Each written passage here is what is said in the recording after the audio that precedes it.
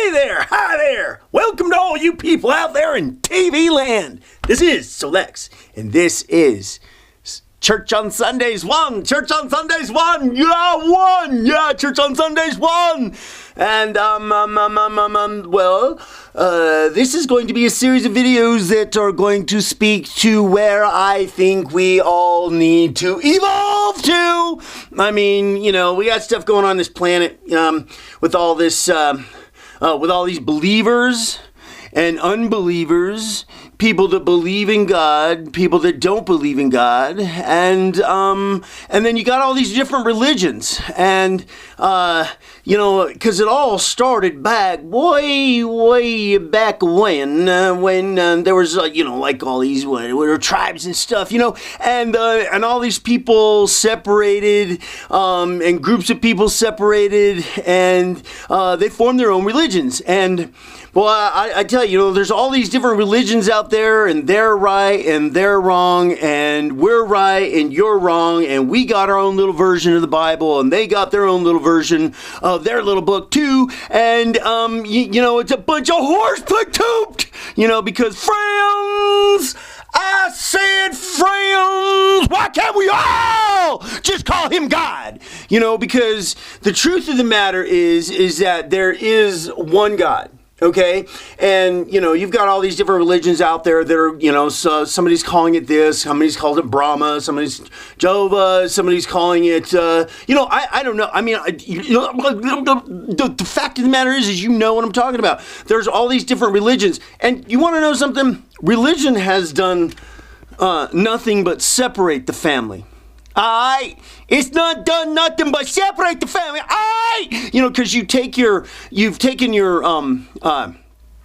religions and your beliefs, and you're separated. And I don't care who you are. I don't care if you're Muslims. I don't care if you're Buddhist. I don't care if you're Christian. I don't care if you're Hindu. I don't care if you're Goo. I don't care if you're Moo. I don't care. There's only one God, and we are all God's children. We are all one family.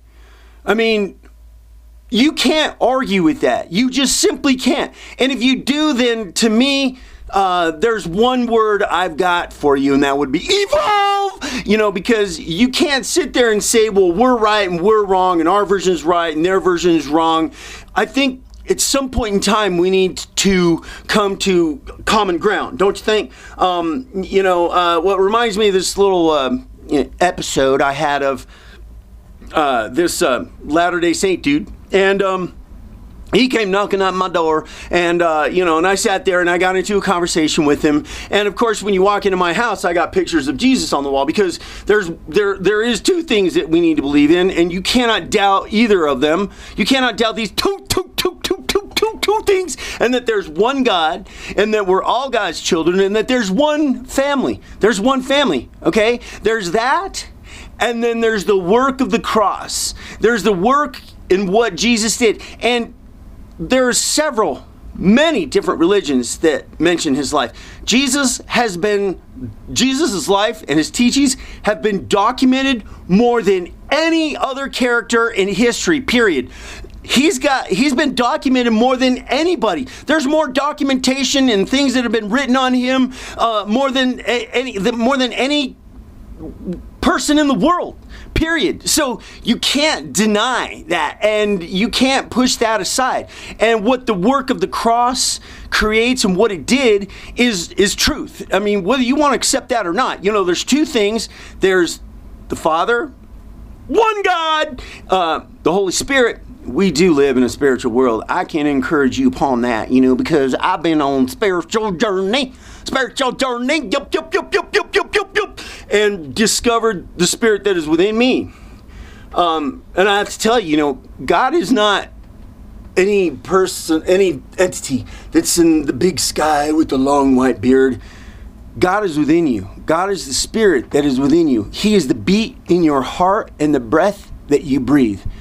The power of God is within you, and it's inside you.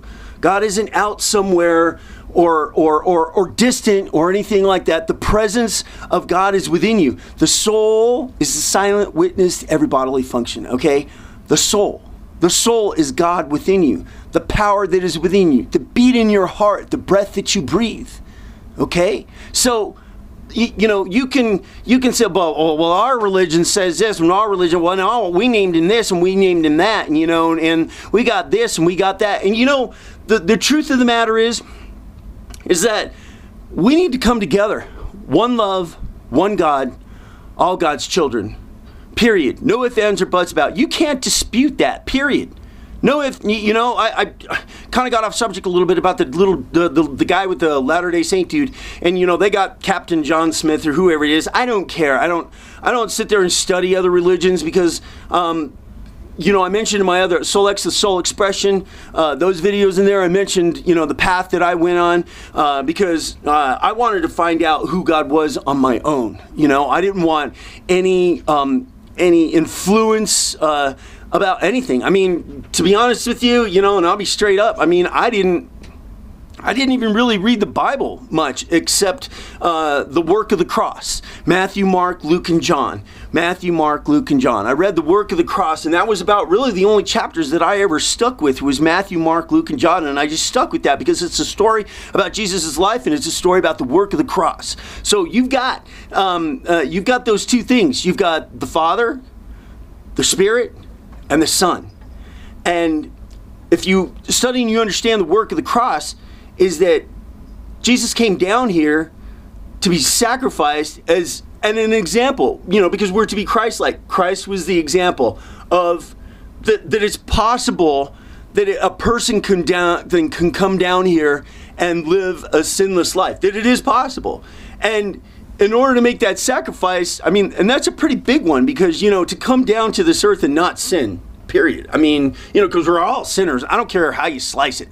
It always comes up peanut butter, but I don't care how you slice it.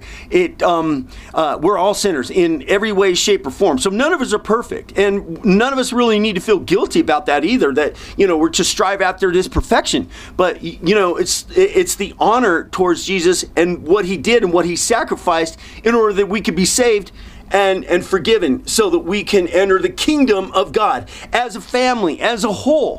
One God, one religion, all family. Religion has done nothing, again, but separate us all.